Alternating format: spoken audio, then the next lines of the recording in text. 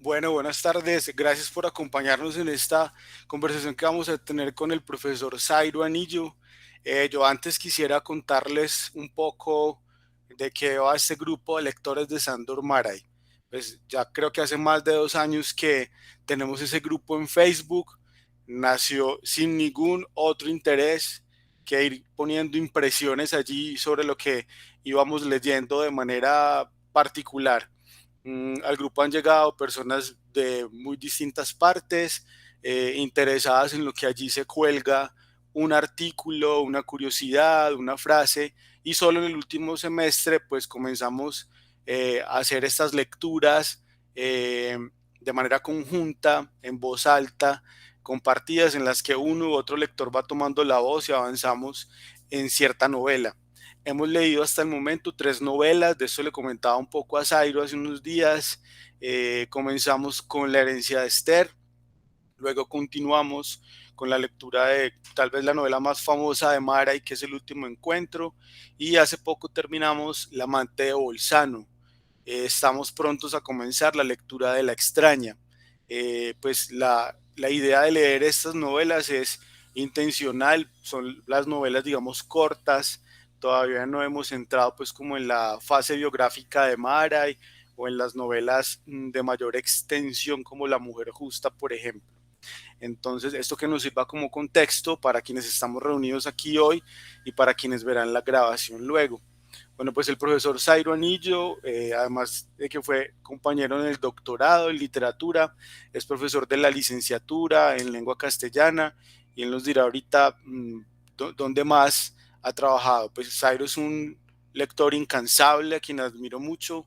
Eh, yo creo que además de incansable es inspirador, ¿no? Por las lecturas que nos proporciona de este y otros autores o de este y otros fenómenos asociados pues como a la literatura. Entonces, lo invitamos hoy a conversar. Él ha preparado como una presentación y la idea es que luego de esa presentación podamos hacer preguntas y conversar sobre lo que ya hemos leído, sobre lo que suscite su intervención. Zairo, muchas gracias por haber aceptado la invitación, hermano. Este es parte del grupo pues, de lectores de Sándor Márai. Es un grupo que, como te dije, pues no todo el mundo estudia literatura ni hace investigación. Yo creo que lo que nos ha mantenido es como ese nivel pasional como del lector, yo creo, de compartirnos las frases y de emocionarnos y de publicar cosas que nos interesen respecto del autor. Y por supuesto, leer pues allí de viva voz esas novelas de las que hablo. Entonces, pues yo te doy la bienvenida para que hagas la presentación y bueno, que nos compartas lo que nos vas a contar esta tarde. Muchas gracias de nuevo, Zairo. El micrófono.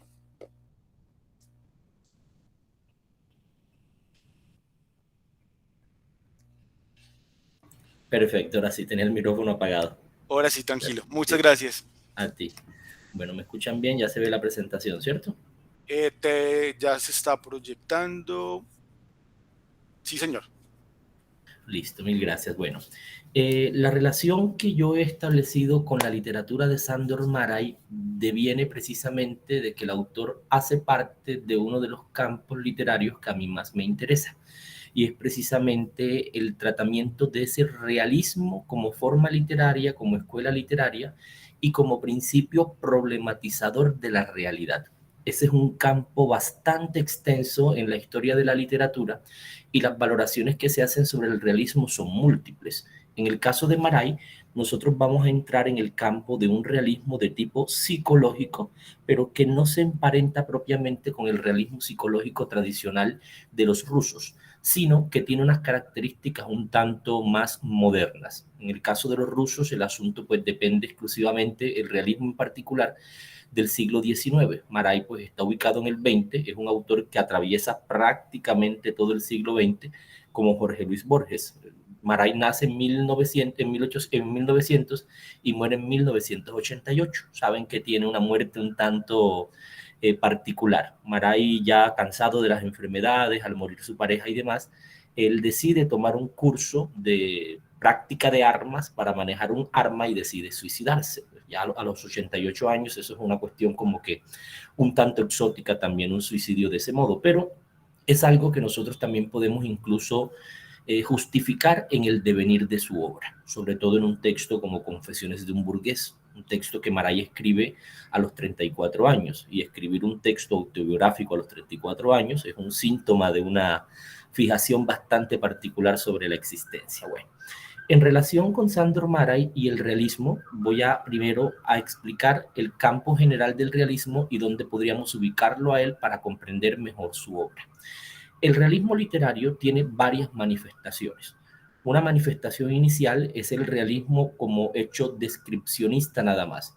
Cuando Odiseo hace el conteo de las naves antes de partir a su viaje, estamos ante un hecho de corte realista. Es sencillamente una situación totalmente factible, aunque sabemos que en la Odisea intervendrán posteriormente unos elementos de corte mitológico, fantástico, entre otros, pero las escenas propiamente determinadas de lo que puede suceder en la realidad sería la primera forma de entender ese realismo, que no solo está en la literatura, sino también en otras artes y otros discursos, incluso de corte científico.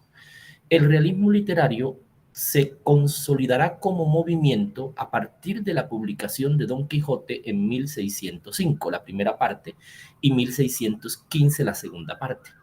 Ese realismo propuesto por la novela de Cervantes y que ya había sido explorado por los orientales en el caso del texto El Monogatari de Shikibu del siglo IX.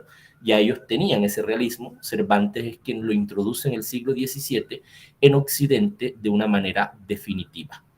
Allí ese realismo tendrá una característica peculiar y es la destrucción del mito, la deconstrucción de las mentiras.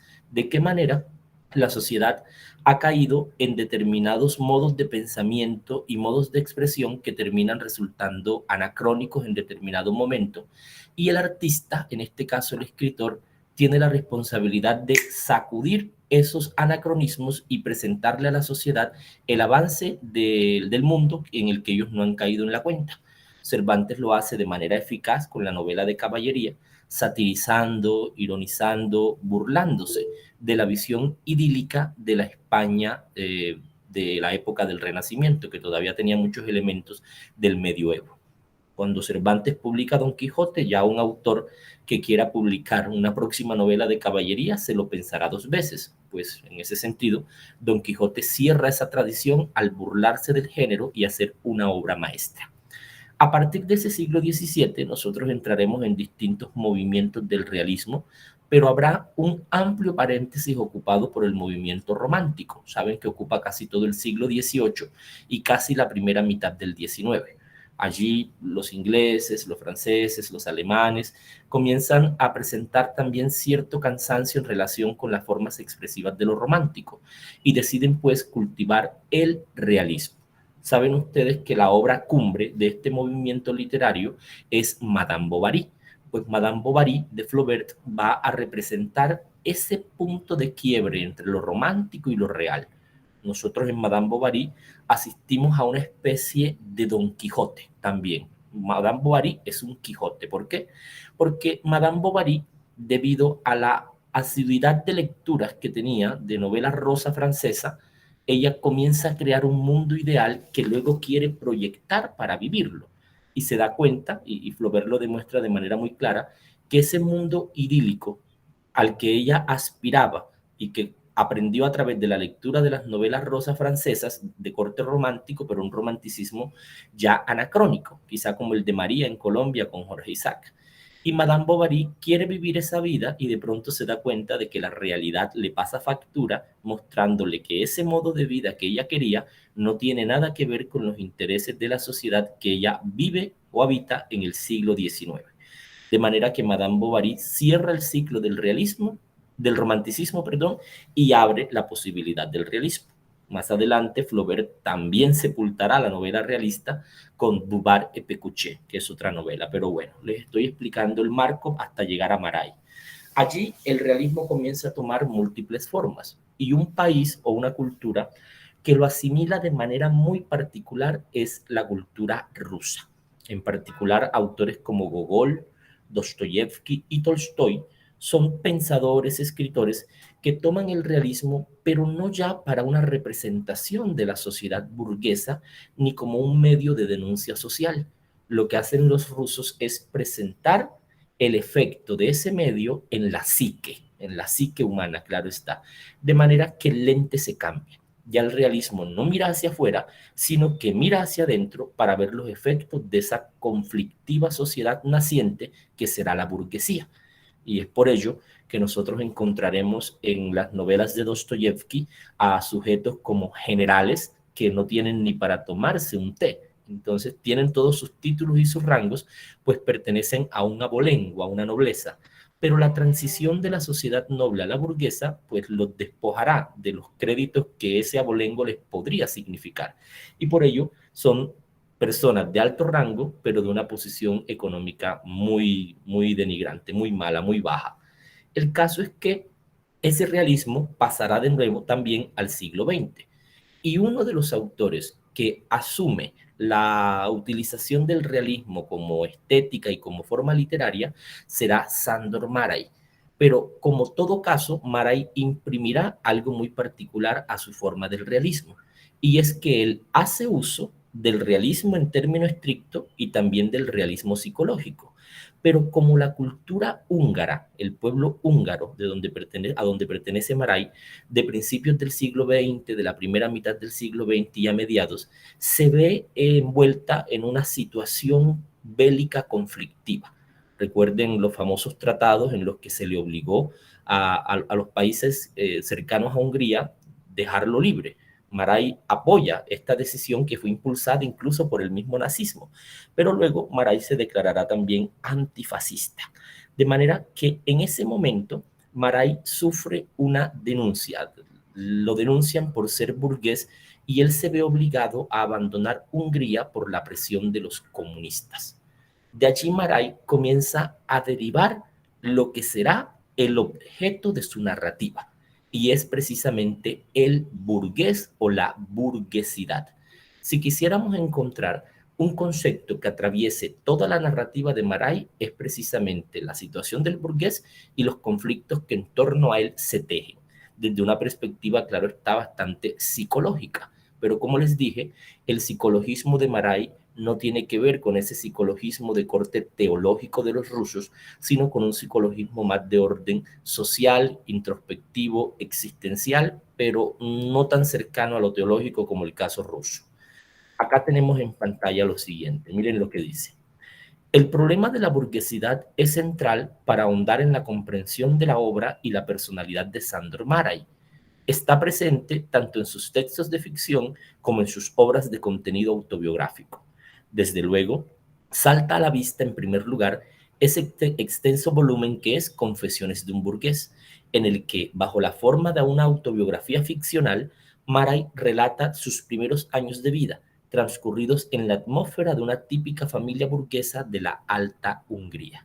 De modo que, aunque vamos a encontrar diferentes temáticas en la narrativa de Márai, por ejemplo, Leandro me comentó que leyeron La herencia de Esther, un texto también trabajado en cuanto a la psicología del mal, del tramador, que es lo que hace este hombre, y Márai lo hace también, que uno incluso por momentos en medio de la lectura siente que lo que hizo este hombre con Esther está incluso justificado. Claro, desde una perspectiva moral objetiva es malo lo que hace, pero al conocerle las razones y el modo como habla y la manera como tiene de tergiversar las condiciones que rodean esa situación, este hombre termina siendo justificado muchas veces por esa perspectiva que Márai ofrece. De la misma manera, en otra novela que Leandro me contó que leyeron, que es El último encuentro, nosotros vamos a encontrar este debate de estos dos hombres y el amor por esta mujer, y que en su momento también va a presentar la posibilidad de entender los conflictos del amor en medio de un carácter burgués. Vamos a revisar en detalle esos elementos para tener una mayor claridad. Acá tienen las dos novelas que me imagino si siguen las lecturas en algún momento van a llegar a ellas, que son Confesiones de un burgués y Tierra, Tierra. La diferencia entre estos dos textos es que en Tierra a Tierra la valoración de la sociedad burguesa húngara se da en medio del contexto social, mientras que en Confesiones de un burgués este conflicto se da en la psique del propio Márai. es una autobiografía ficcional. ¿Qué se entiende por autobiografía ficcional? Parte del hecho de narrar la vida del mismo autor, pero utiliza en gran medida muchas técnicas narrativas para generar el efecto de persuasión y terminar convirtiéndola en una novela propiamente dicha. Dice en pantalla.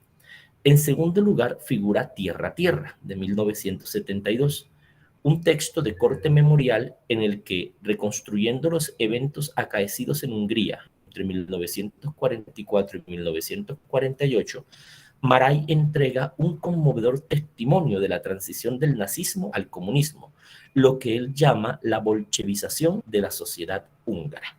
En Tierra a Tierra nosotros asistiremos a este proceso de transformación social que sufre Hungría, ese traspaso de lo que es el nazismo al comunismo y que Maray denomina con un término propio de la cultura rusa, que es la bolchevización.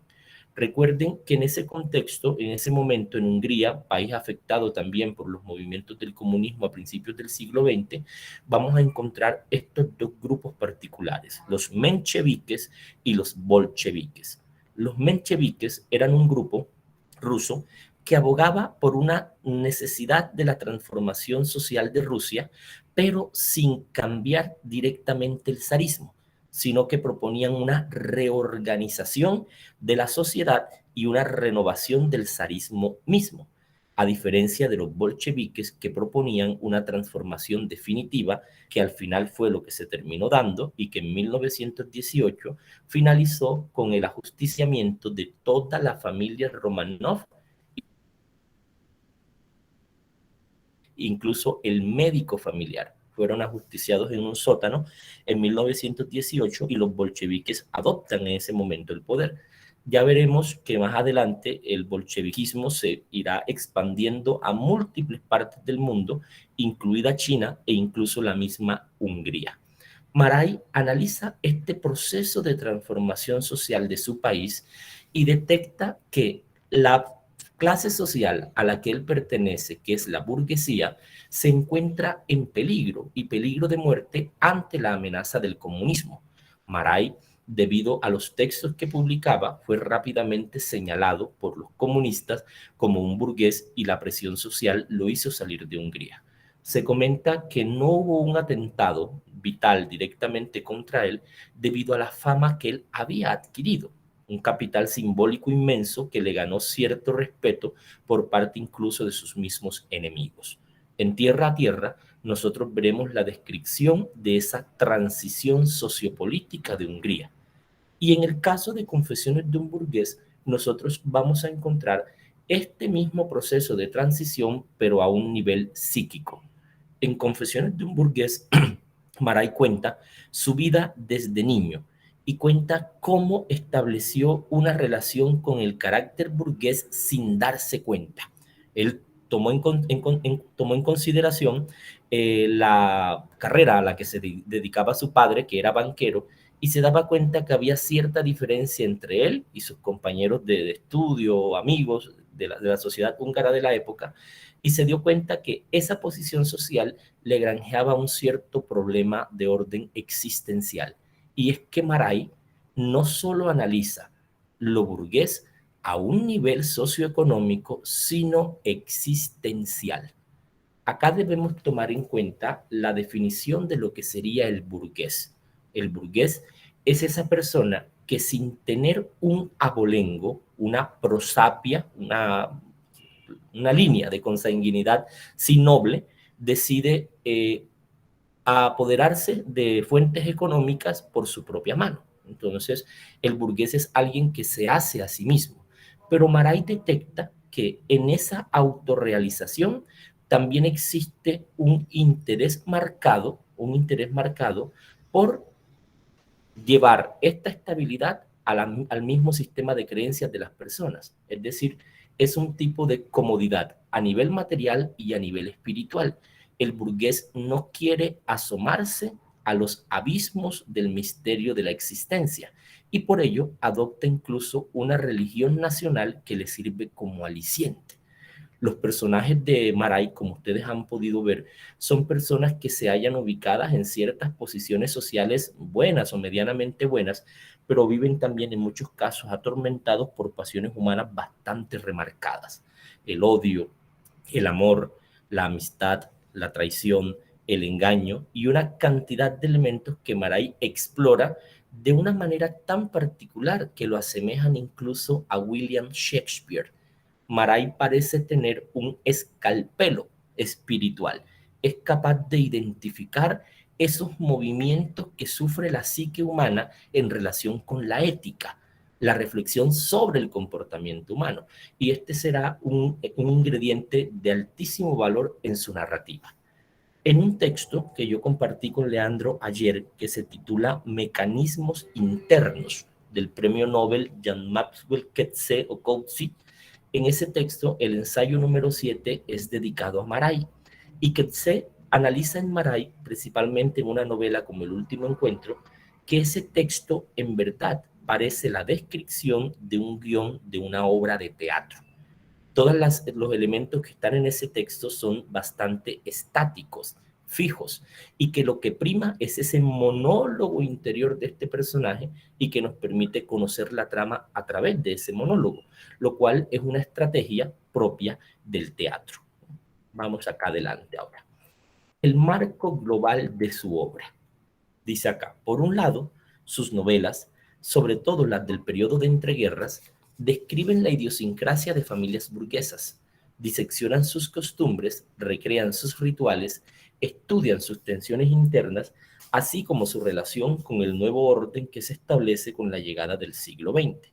Al señalarlo de esta manera, la cercanía con las primeras novelas de Thomas Mann, el escritor alemán, resulta innegable. Y es que efectivamente solo basta con traer a colación obras como La mujer justa, que me imagino que también leerán, para constatar que existe en Maray un marcado interés por reflejar a través de ellas no solo la atmósfera material y psíquica de familias burguesas, sino también las contradicciones y angustias propias a su decadencia. De manera que, de nuevo, este marco general de Sándor Márai servirá para entender la naturaleza de su estética y de su ética. Los textos de Sándor Márai son un reflejo del proceso decadente de la sociedad húngara del siglo XX y un proceso que a su vez se replicará en las demás naciones de la Europa central y que nosotros veremos en autores también como el caso de Thomas Mann, el caso de Stefan Zweig, que es otro autor que también toca este tipo de temáticas y muy aficionado también a las biografías como el caso de Sándor Márai. Ahora, para explicar de manera muy concreta cuál es el estilo propiamente de Márai, tenemos lo siguiente. Acá me hago la pregunta, ¿realismo psicológico? ¿Por qué? Porque va a haber una variación de ese realismo psicológico y ya se las voy a explicar. Partamos de lo que aparece en pantalla. Por esto, se observa con frecuencia que Márai acude a un buen número de arquetipos burgueses. Sus personajes son jueces, burócratas, médicos, que usa como personajes algunos de ellos arrastrados al desastre por oscuras pasiones, otros consumidos por graves crisis nerviosas. Todos ellos son recreados psicológicamente con el propósito de señalar un origen común a sus sufrimientos. ¿Cuál es? El derrumbamiento de su clase social.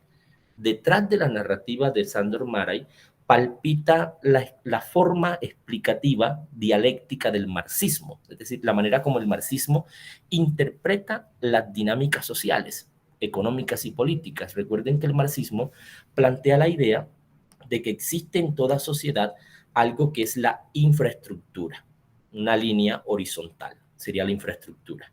Aquí van a estar los elementos políticos y los elementos económicos, que van a ser los determinantes de todas las condiciones de una sociedad, la política y la economía. Y luego, sobre esta infraestructura, nosotros vamos a encontrar una vertical que reposa sobre ella, que es la superestructura.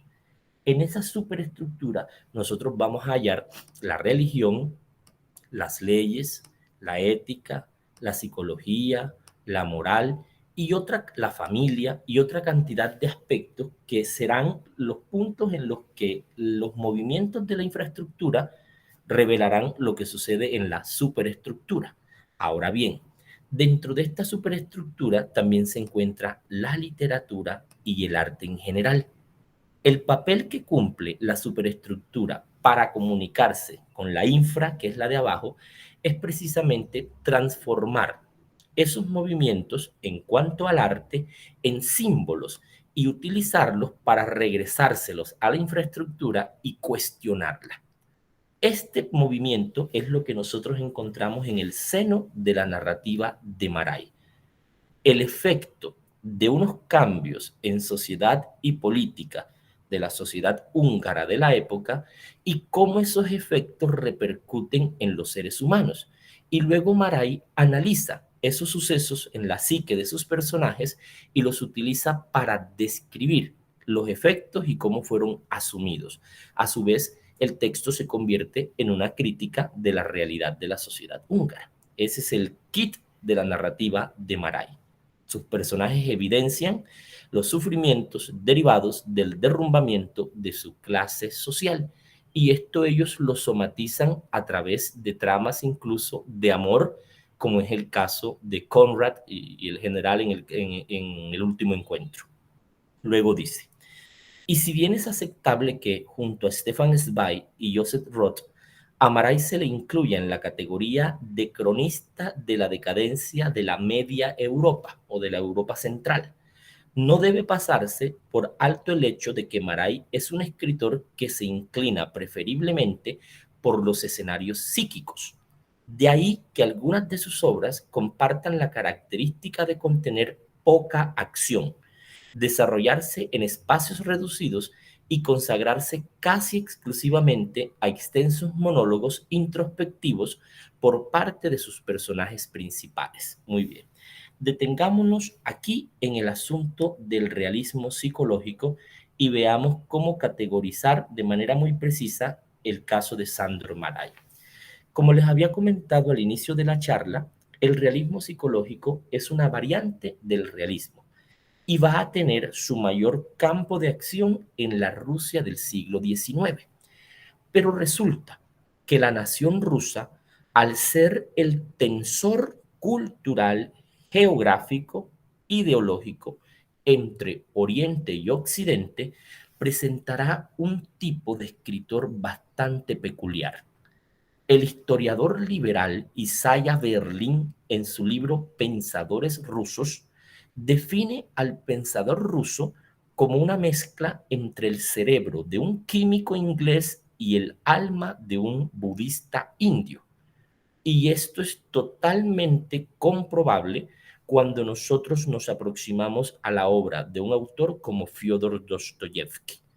En Dostoyevsky nosotros encontramos todo un ejercicio racional, psicológico, para develar realidades metafísicas, trascendentales. Dostoyevsky intenta explicar a Dios, al espíritu y su relación con el hombre, con el ser humano, a través de un discurso lógico racionalista. Esto se debe, claro, a la fuerte inclinación rusa hacia las filosofías místicas de Oriente, como el taoísmo, el budismo zen, el shintoísmo, entre otros, y a la vez el contacto que establece Rusia con las naciones occidentales que fueron producto del mandato del zar de Pedro el Grande y Catalina la Grande. Ellos deciden por allá en el siglo XVIII mandar a los jóvenes de la sociedad rusa a estudiar a países como Francia, Inglaterra y Alemania, y resulta que cuando estos jóvenes regresan a Rusia para supuestamente aportarle lo aprendido a la sociedad, ellos llegan con una conciencia de clase bastante remarcada y esta conciencia de clase no podrá tolerar un gobierno de corte autoritarista como lo era el zarismo, de manera que la jugada le salió mal a los zares en ese caso. Estos pensadores utilizarán lo aprendido en Alemania, en Francia, Inglaterra y otras naciones de Occidente y lo mezclarán con las percepciones místicas que ellos tienen de Oriente. Y eso dará como resultado un tipo de pensador, de escritor bastante particular, que es ese que les digo, de la mezcla entre el cerebro de un químico inglés y el alma de un budista indio. Los rusos allí se dividen entre pro-occidentalistas, liderados por el autor Turgenev, y también por los eslavófilos o eslavianófilos, liderados por Dostoyevsky. Cada quien mira a su bando. Ese realismo psicológico en los rusos tendrá esa peculiaridad y Sándor Márai tomará las estrategias narrativas de los autores rusos, pero para aplicarlas en un contexto muy distinto al de la nación eslava, y es la sociedad húngara del periodo de entreguerras. De manera que Márai no mirará a ese asunto místico-sófico tan característico de los rusos, sino propiamente a un estudio de la psique del burgués. Si alguna vez tienen la posibilidad de leerse la novelita El lobo estepario de Hermann Hesse, un autor bastante relacionado con Márai también, notarán que en esa novela hay un fragmento que se titula El Tractatus del lobo estepario, el tratado del lobo estepario. El personaje del lobo estepario se llama Harry Haller, HH, lo mismo que Hermann Hesse, HH, es un alter ego de él. En ese texto, Hermann Hesse hace un tratado reflexivo acerca de la conciencia del burgués. Y cuando uno lee ese tratado, que tiene apenas unas 10 páginas, uno se da cuenta que lo que Hesse explica en el tratado del lobo estepario es precisamente la temática de la narrativa de Sándor Márai.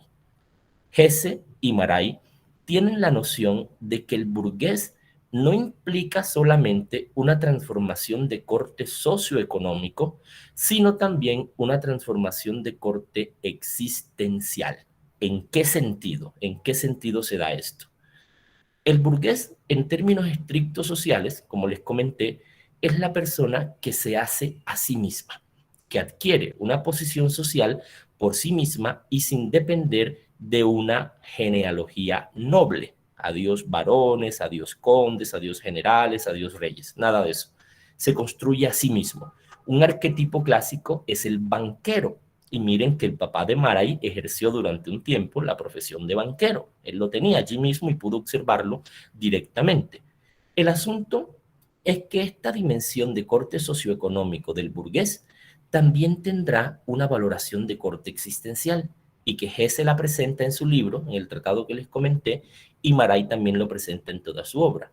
Y es la posición casi neutra del burgués en términos existenciales.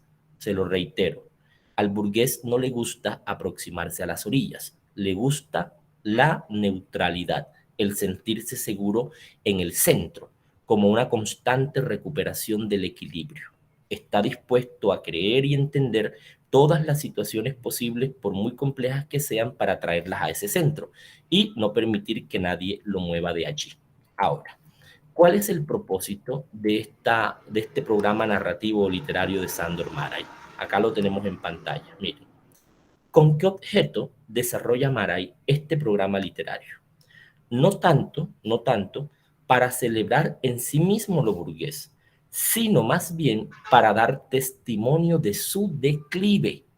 La crisis y la agonía del alma burguesa adquieren forma en gran parte de su obra. Se trata de un programa que, análogamente a Thomas Mann, aborda el problema de la burguesidad. ¿Y en qué consiste exactamente ese problema de la burguesidad? Acá se los voy a explicar a través de las dos tendencias más prominentes en la literatura moderna, la que deviene desde el Renacimiento. Miren lo que dice acá, es súper importante, revelador. Mann, el caso de Thomas Mann, al rendir cuenta de sus lecturas de El alma y las formas, que es un libro de Georgi Lukács, subraya el hecho de que Lukács distingue dos tipos de burguesidad. Miren la primera. Por un lado, una de corte nihilista, ya que se consuma en la negación de lo vital en beneficio de la creación artística. Es decir, ese escritor que asume a la literatura no solo como un medio de vida en términos económicos, sino también como un modo de vida, casi como una religión natural, algo que lo religa con la existencia, con el ser, pero que no depende de ningún dios, solamente la creación artística. A esta tendencia del burgués en el campo literario se le valora a través de la figura del arte por el arte. Aquí la tienen, miren. Es decir, el arte por el arte, como lo entiende Lukács al traer a colación a Flaubert como su máximo representante. El arte por el arte es esa tendencia artística, esa tendencia ideológica dentro del arte que propone al escritor encerrado en una torre de marfil. Así lo describen. Es decir, el escritor que se aísla de la sociedad y de los compromisos políticos para crear la literatura, por el puro placer, por el hedonismo. Cuando uno lee un texto como el Informe de Brody, que es un cuento de un volumen de relatos de Jorge Luis Borges, Borges nos revela allí en ese prólogo lo siguiente. Borges dice, el propósito de mi literatura, como el de las mil y una noches, no es más que entretener, producir placer. Borges es un autor que se declara apolítico, aunque por pertenecer el ser humano a una sociedad predeterminada y que lo predetermina, la política siempre será evaluable en su literatura. Pero la gran diferencia entre el escritor del arte por el arte es que con el otro tipo de escritor que es el comprometido, es que el escritor de corte del arte comprometido es el que defiende una ideología. El caso de Leonardo Padura, por ejemplo, actual escritor cubano de gran renombre. Ahí veremos esas dos visiones. Luego dice acá, por otro lado, observa Lukács otro tipo que liga la vocación burguesa íntimamente a la labor artesanal. Según esto, lo burgués, sin dejar de ser una condición socioeconómica, es también y tal vez principalmente un estado espiritual creador. Y esta pulsión creadora, anota Mann, es perfectamente captada por Lukács cuando descubre que viene nutrida de una disposición ética consistente en el predominio del orden sobre el estado de ánimo, de lo duradero, sobre lo momentáneo, del trabajo sereno, sobre la genialidad nutrida por sensaciones. Es decir, la persona que busca en el seno del arte la comodidad que éste brinda a un nivel económico y a un nivel espiritual. Estamos hablando ya de la profesionalización del escritor, un fenómeno que en Colombia solo tendremos a partir de 1967 con la publicación de Cien años de soledad. Es García Márquez nuestro primer escritor profesional, es decir, dedicado absolutamente a esa labor burguesa de la creación literaria. Sándor Márai también se ubica dentro de este espacio, pero la conciencia de Sándor Márai es tan aguda, tan perspicaz, que pronto comienza a notar esa estabilidad sospechosa que produce el arte en la persona. Y esta capacidad que Márai tiene para detectar esos vacíos de esa estabilidad, que siempre es un hombre en constante búsqueda, la transmutará a sus personajes.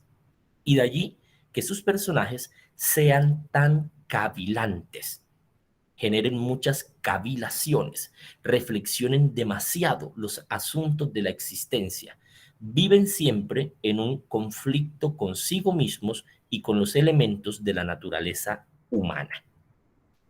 Bien, para complementar el asunto del burgués en la narrativa, veamos este fragmento del cómodo centro. En esta soberanía de lo ético sobre lo estético, es decir, primero regulo mi comportamiento, me estabilizo y luego procedo a la creación. El trabajo representa para el burgués un elemento orientador de su existencia. Miren lo que dice. Encarna un ideal ético porque da un ordenamiento específico al mundo, lo hace más comprensible y estable.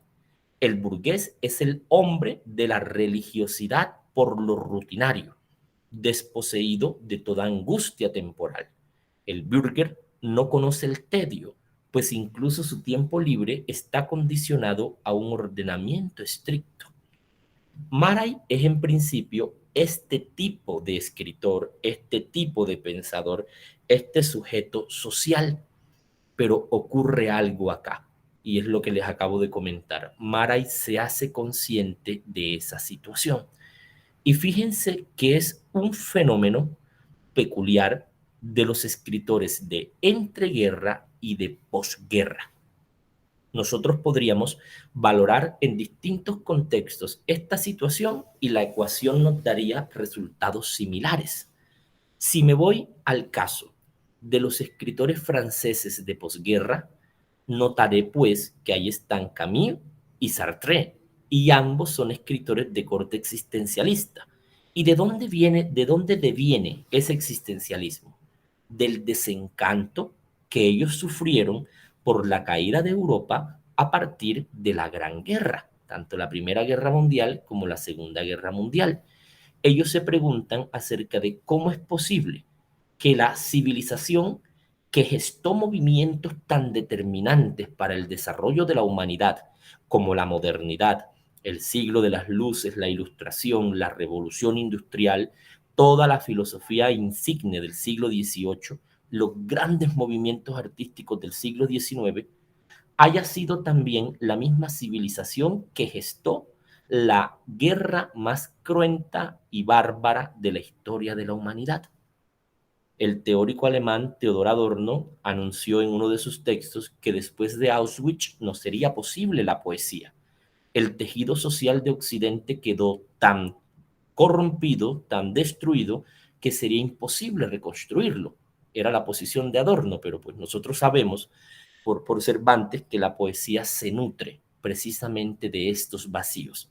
Y allí tenemos a autores que forman esta órbita de los autores de entreguerra y posguerra. Además de Sándor Márai en Hungría, también está el autor premio Nobel de esta zona del mundo llamado Imre Kertész, quien vivió en carne propia como Primo Levi el asunto del holocausto nazi. Márai afortunadamente logra escapar. Él apenas ve los primeros asedios del comunismo en Hungría y los señalamientos. Márai empaca maletas y se va. Y comienza entonces a crear una literatura que dé cuenta del estado mental de esas personas que vieron el derrumbamiento de su cultura. Y ese es el kit de su narrativa. Ahora, la puesta en forma en Márai, ¿cómo lo lleva él al terreno de la creación? Dice lo siguiente. En la primera parte de Confesiones de un burgués, Márai habla sobre el origen de su familia al tiempo que evoca sus recuerdos de infancia. El linaje paterno se remonta a una familia de herreros sajones no protestantes que, tras su migración hacia la Alta Hungría, fue ennoblecida por los Habsburgo. Le fue otorgado un título nobiliario gracias a la lealtad y eficiencia de su abuelo, Christoph Grossschmidt, en la administración de los fiscos imperiales. De ahí la raíz Mara, gentilicio de nobleza. El nombre completo de Márai es Sándor, vienen como 5 nombres más y finaliza de Mara.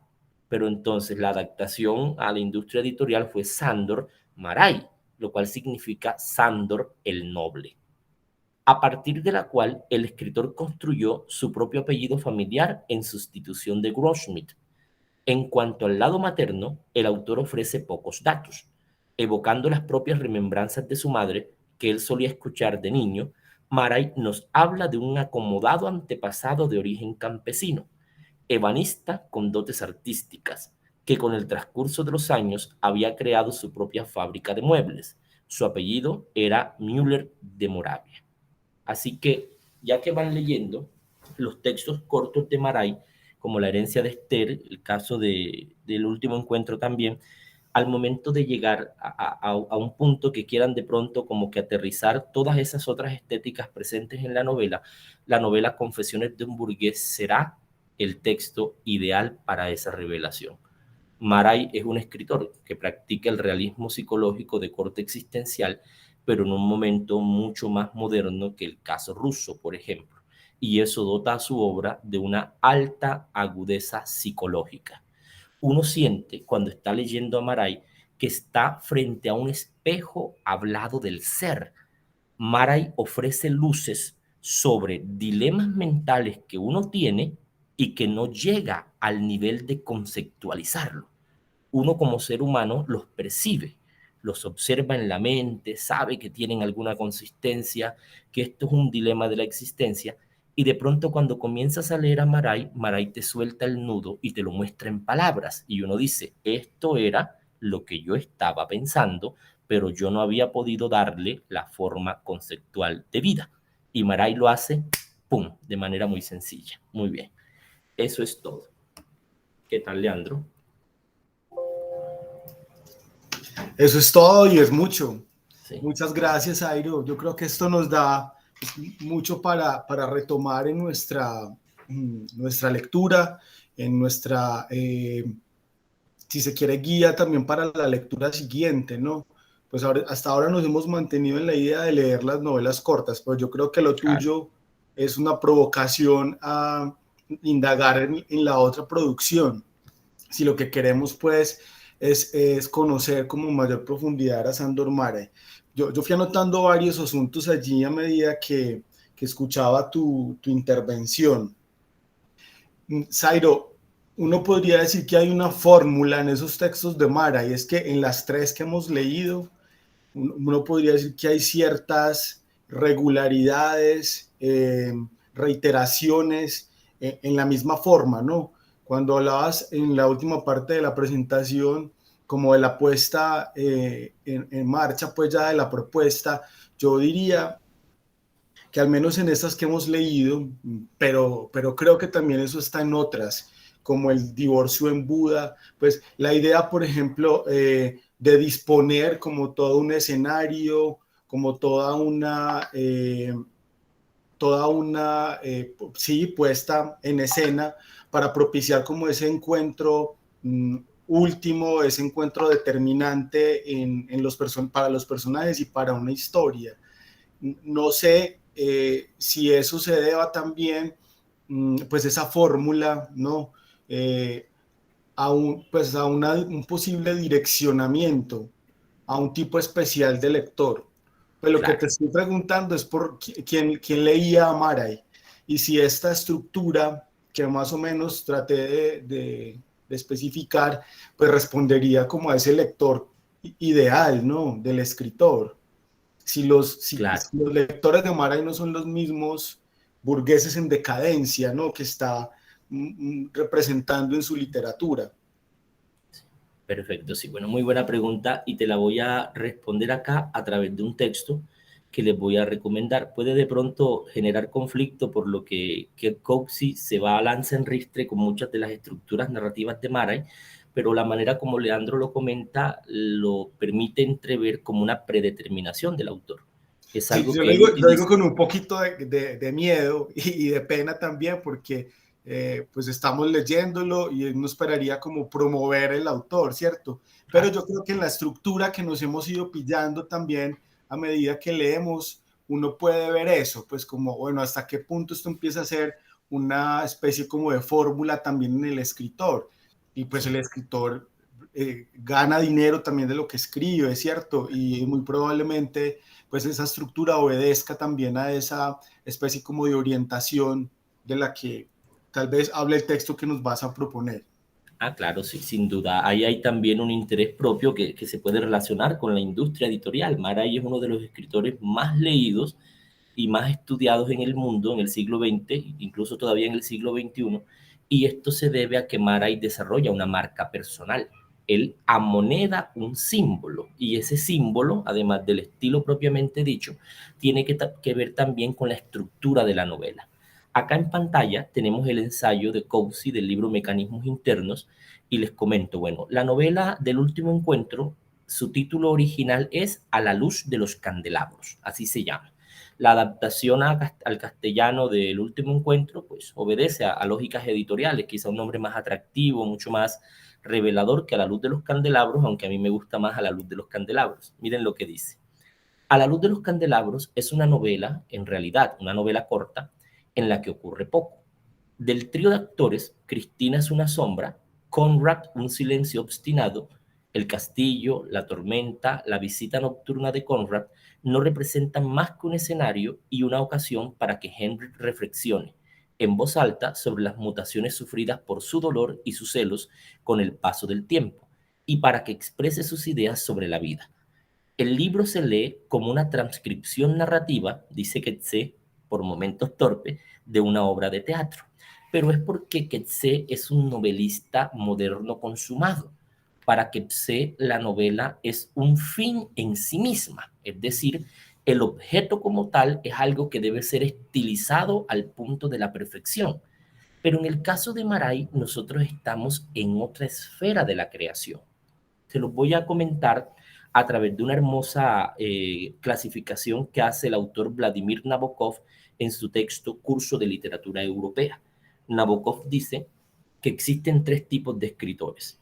Está el escritor narrador, que es ese escritor que tiene la capacidad de convertir cualquier escena, por niña que sea, en todo un portento narrativo. Dice Borges en un ensayo que la descripción de una hormiga escalando una piedra en las manos de Kafka sería toda una obra de arte. Entonces, es el escritor narrador, el que tiene la habilidad de contar. García Márquez, Roberto Bolaño, por ejemplo. Está el segundo tipo de escritor, que es el escritor maestro. Y el escritor maestro tiene siempre el propósito de transmitir un mensaje de corte ético en su narrativa. Y allí tenemos el caso de Milán Kundera, el caso de Ernesto Sábato, el caso de Dostoyevsky y sin duda alguna el caso de Maray.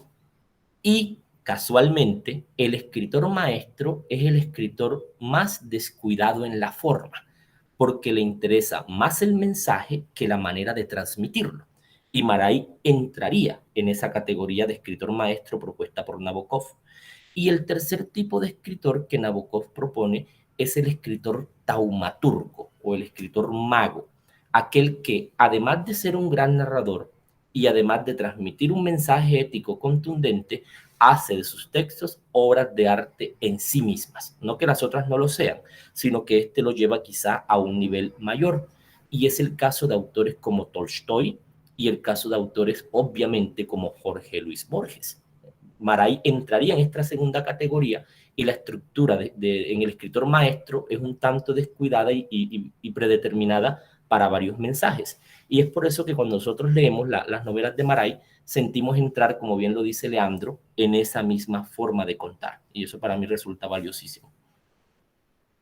No obstante, hay otro asunto también de la forma que yo creo que es importante rescatarlo. Mira, nosotros venimos haciendo lecturas en voz alta y yo creo que la lectura en voz alta nos permite percibir algo que es como tan gaseoso cuando se habla de ello, que es la cadencia, ¿no? En la escritura. Yo sé que se trata de traducciones al español, ¿cierto? Son novelas escritas en húngaro y que fueron traducidas pues tal vez al español de primera o primero no sé si sería al francés y luego al español, en fin, en todo caso una traducción. No obstante, yo creo que si hay algo que nos atrapa desde la forma en esas novelas y tiene que ver con esas intervenciones larguísimas de alguno de los personajes, esas cavilaciones de las que vos nos hablabas o esos parlamentos, por ejemplo, en la última novela que leímos en El amante de Bolzano, pues que tiene mucho de teatral, incluso creo que es una de las novelas donde eso aparece de manera más explícita, aunque en La herencia de Esther también el símil con el teatro está todo el tiempo, ¿no? Lajos es un actor y se presenta como tal, los otros personajes lo perciben como eso, un actor. Entonces, bueno, el símil con el teatro está, pero quiero que habláramos de eso, de la cadencia, ¿no? Como un asunto de la forma que, pues, a mi modo de ver, sin duda alguna, es característico de Maray. Y bueno, y Eso. por aquí Angélica también nos está diciendo algo. Angélica, toma la palabra y contanos. Zairo, ¿qué pensás de esto de la cadencia?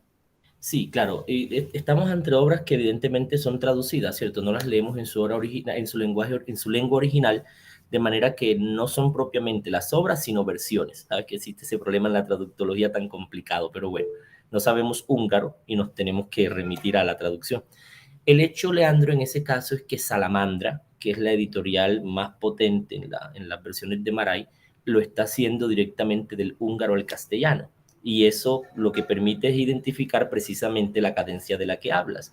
Al tener un grupo de traductores que conocen muy bien el húngaro y muy bien la lengua castellana, las obras intentarán mantener esa marca de estilo tan propia en el tono de Maray. Y como dice Angélica María en el comentario, que esos monólogos son los que le dan tanto valor a su obra, claro. Y miren que el monólogo es una de las estrategias propias del teatro moderno. ¿Qué sería de Shakespeare sin el monólogo? Y lo que hace Sándor Márai es escribir novelas con muchos elementos de técnicas teatrales. Y eso también le ofrece una marca de estilo. Claro que sí. Alguien levantó la mano. Adelante, Guillermo.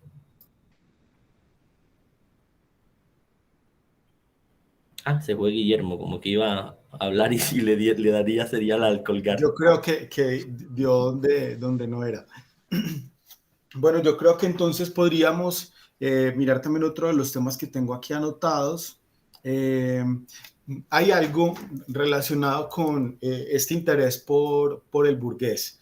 Eh, y no sé si estás de acuerdo con esta percepción. Y es que en el último encuentro, pues más que el personaje burgués, que es el general, pues yo creo que quienes más nos llama la atención, o por lo menos a quienes a mí me llamaron más la atención, son los que se oponen a ese ideal del burgués que representa él.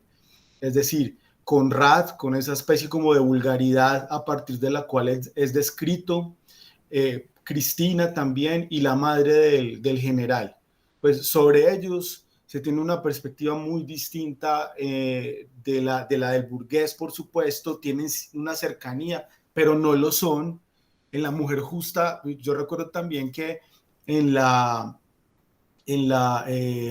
intervención ya llegó Guillermo, en la intervención del escritor, de Lázaro, él habla de la justa, de Judith, como si ella se preparó con todo, aprendió, digamos, todas las normas de la burguesía, pero ese es un mundo pues, que no le pertenece, ¿cierto? El burgués de Maray es un burgués al que sí le pertenece ese mundo.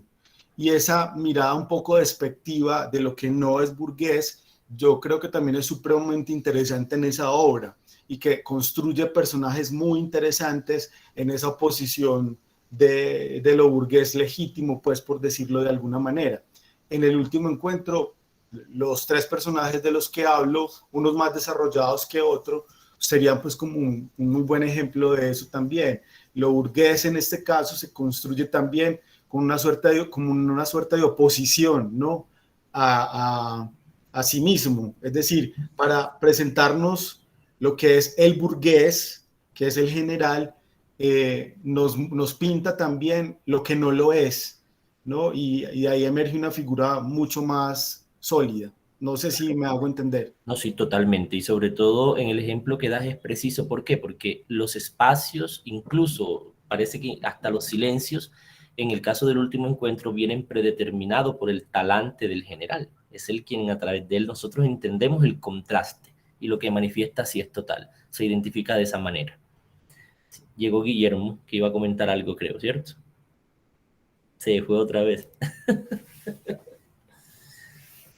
Y se volvió a salir, seguramente es Sí. porque está desde el celular y desde allí es más complicado. Decía también que en la última novela que leímos, en La amante de Bolzano, pues lo teatral es explícito, Tengo un ¿cierto? problema. Bueno, ya Ah, puedo. llegó. ¿Me escuchen? Sí, ahora, Es mucho que estoy mejor. por aquí en un rinconcito, no en la casa. Tranquilo, Muchas Guillermo. gracias, profe Leandro, el grupo y al profe invitado, Zairo. Por mi alumno Leandro, de hace años, pues la literatura me acerqué a ella, pero encuentro una relación, he sido un seguidor de la obra de Ryszard Kapuscinski, polaco, que fue uno de los grandes reporteros historiadores de guerra. Y leyendo, pues en la literatura rusa encuentro, cuando el profesor Zairo manifiesta eso, y en las lecturas en voz alta que hemos seguido, eh, un texto que es Tierra a Tierra y los diarios de Santo. Y encuentro unos pasajes que se relacionan mucho con la obra por ejemplo, una obra de Ryszard Kapuscinski, que es La jungla polaca y el imperio, eh, que coinciden digamos, en esa fuerza contra esa crítica fuerte y esos actos rebeldes contra la burguesía, ¿cierto? Donde se deriva todo. Entonces me llamó mucho la atención en uno de estos, en el Tierra a Tierra, un pasaje cuando los rusos llegaron a una de esas, a Budapest y invadieron eso.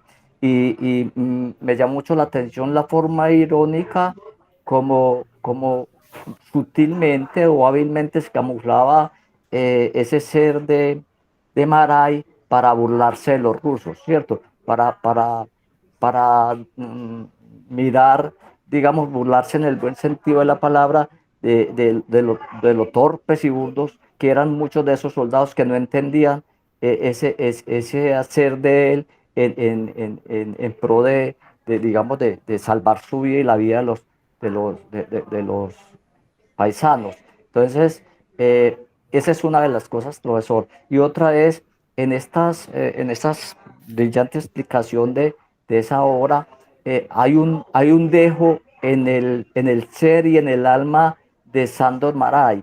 Y me llama la atención eso porque pues vamos en esa aproximación de eso y es, ¿qué lo lleva a uno? O sea, porque tuvo periodos del 20 al 30, se exilió en una parte, del 30 y pico al 48 en otro día, sí, hasta terminar en San Diego. ¿Qué lo lleva a uno a que esa nostalgia, posiblemente desde esta mirada, o de pronto, no sé si un remordimiento, no sé si una rebeldía a darse un tiro? Muchas gracias, Flo. Perfecto.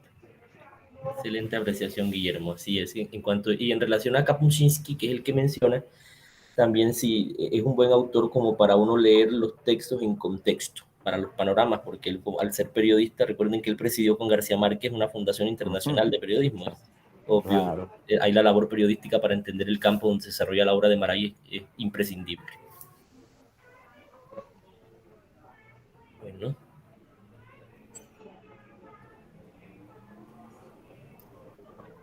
¿Y tenés alguna consideración sobre lo que plantea el profe de esta como itinerancia de Mara y hasta llegar pues al momento del suicidio?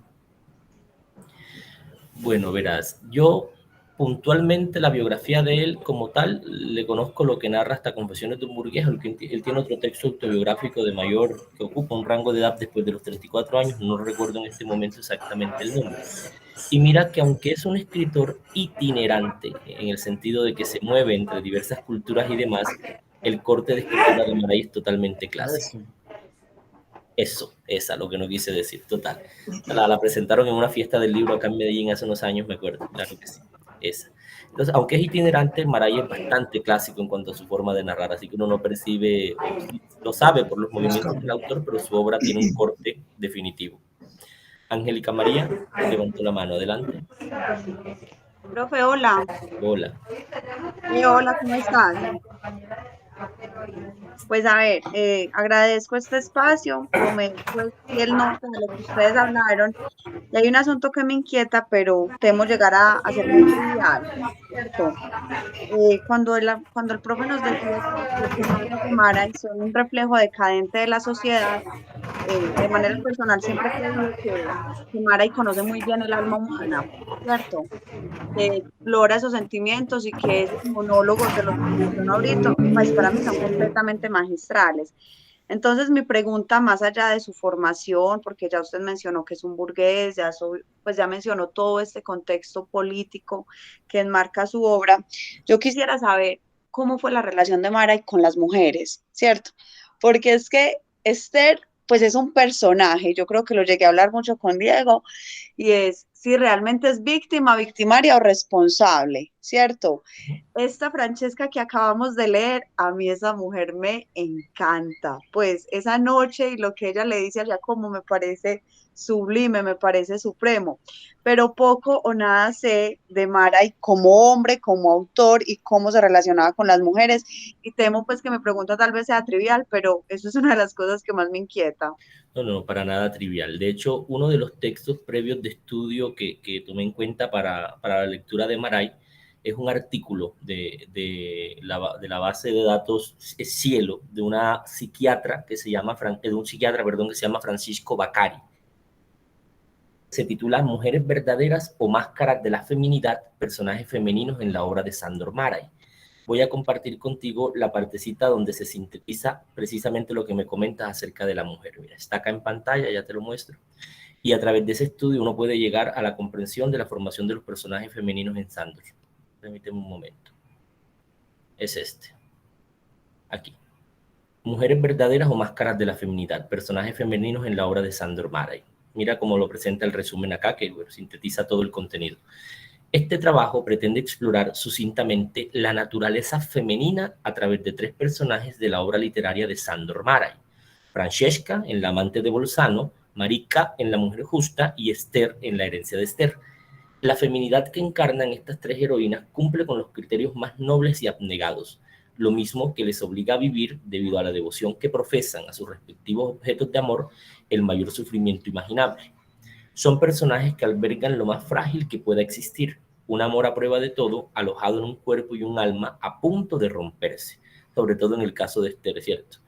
Esa fragilidad se revela en sentimientos ambivalentes, tan misteriosos e ilimitados como lo parece la propia feminidad, tan sublimes a la vez que escapan al observador más agudo. Se pierden sin dejar huella cuando crees haber comprendido por fin la esencia de los mismos. ¿Será real esta debilidad? Aquel deseo por ser dominada, por entregarle absolutamente todo al hombre amado e idolatrado, ¿será una forma de profesar su característica más femenina o, al revés, reflejará un deseo inconsciente de dominio y de posesión de las riendas de su vida y de la quien pretende dominarla? En La feminidad como máscara, Joan Rivière intenta demostrar que las mujeres que aspiran a una cierta masculinidad pueden adoptar la máscara de la feminidad para alejar la angustia y evitar así la venganza que temen por parte del hombre. De este modo, intentan ser masculinas pero sin aparentarlo. En el caso de la narrativa, los personajes femeninos de Maray tienden a estas características un tanto sufridas, ¿cierto? Bastante conflictuadas en relación con los hombres con los que Maray las vincula. Y en el campo concreto de la vida de Maray, al leer Confesiones de un burgués, podrás identificar la relación conflictiva que Maray establece con la madre. No es una relación muy particular. A mí me recordó también al vínculo tan complejo que el otro escritor cercano a estas zonas, es de Bulgaria, llamado Elias Canetti, presenta en su libro La lengua absuelta. Y es precisamente el conflicto con la madre como detonante de arquetipos sublimes en la narrativa. Así lo presenta. De rastrear en unos diarios, y eso lo menciona en Confesiones de un burgués, el carácter de sus antepasados masculinos y femeninos. Y recuerdo un detalle en particular que me llamó mucho la atención, y es cómo Maray explica en 3 paginitas la estética del naturalismo, un movimiento literario francés del siglo XIX, y es la genética cultural. Él lee los diarios de sus antepasados, principalmente el de un tío, y rastrean esos textos, incluso gestos, posiciones y rutinas que él mismo implementa en su vida. Y él dice, ¿será que mis antepasados reencarnaron en mí? Es la genética cultural, tanto de hombres como de mujeres. Y es divino ese tema. Y acá te envío, Muchas gracias. Dale, te voy a enviar el link del texto al chat, que es una explicación completa de ese asunto de la feminidad en Maray. Gracias. Bien. Bueno, ¿alguien más de las personas que nos acompañaron esta tarde tiene alguna pregunta que hacer? Bien. Ahí dice Leandro que aunque no sea así con su esposa, sí. Yo no he leído Confesiones, pero sí leí Tierra a Tierra, y allí pues aparece, los diarios, aparece como de manera más clara la figura de Ilona, pues que es su esposa. Y pues lo que entiende uno allí es que es pues fue una relación muy bella, ¿no? Al menos desde la perspectiva de él. Sí. Sí, de hecho, mira el impacto que le genera cuando ella era quien lo llevaba a las citas y lo acompañaba. Sí. Cuando ella muere, él se siente plenamente desahuciado y tiene una muerte muy a lo Maray, parecería predecible. O sea, como un hombre a los 88 años hace un curso para aprender a manejar armas para suicidarse. O sea, eso es un suicidio a largo plazo, es tremendísimo, claro, total. Muy bien, bueno. Zairo, para terminar, ¿qué te gusta de Maray? Como lector, no experto, como lector apasionado. Eso. En particular, una cuestión, Leandro, mira, y es lo siguiente, ya de una perspectiva muy personal. Las primeras búsquedas o contactos que yo tuve con la literatura desde niño siempre eran como que intentando hallar algo que yo no sabía qué era. Yo empecé leyendo los poemas de Julio Flores, Guasipungo de Jorge Icaza, María de Jorge Isaac, Pedro Páramo, El Túnel, estas novelas del bachillerato, como a los 9, 10 años más o menos recuerdo, las tenía en un baúl en mi casa. Y desde entonces yo comencé la lectura creyendo que yo buscaba la literatura en sí. Cuando llego a la maestría que realicé acá en la U de Antioquia, y ya comienzo a inclinarme por otras líneas debido a unos cursos que me dictaron de religión, me di cuenta que lo que yo buscaba era una comprensión del espíritu y no propiamente la literatura como ficción, sino lo espiritual dentro de la letra. Y para mí Maray presenta eso de una manera cristalina y eso es lo que me gusta, esa transparencia del espíritu que hay en Maray.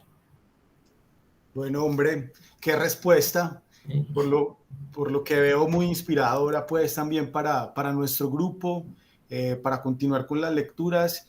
Y bueno, pues estás ahí en el grupo y te vas a enterar de cómo sigue nuestra dinámica. Dale. De verdad que va a ser muy importante esta conversación, pues como para lo que tenemos proyectado en ese grupo, que cada vez tiende a crecer más y a diversificar como sus actividades.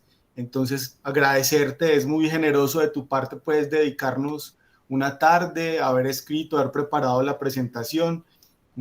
Son las generosidades de las que está hecho este grupo en realidad. Gracias, Leandro, a ti por la invitación y al grupo, muy ameno. Ahí lo seguiré en Facebook y seguimos en contacto. Un abrazo a todos y todas. Un abrazo, que estén muy bien. Abrazos, muchas gracias, Leandro. Muchísimas gracias. Y grupo. Muchas gracias. Chao, felicidades.